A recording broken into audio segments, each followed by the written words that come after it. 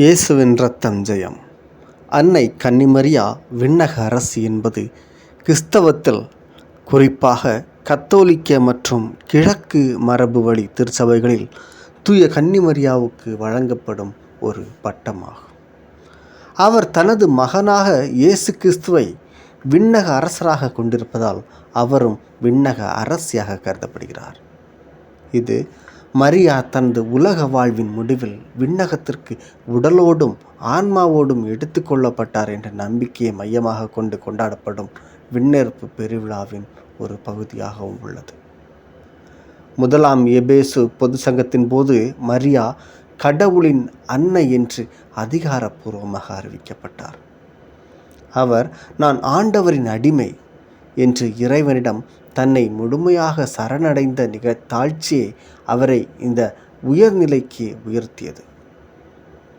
பல நூற்றாண்டுகளுக்கு முன்பே பக்தி முயற்சிகள், ஓவியங்கள் மற்றும் வேண்டுதல்களில் மரியா விண்ணக அரசியாக போற்றப்பட்டார்.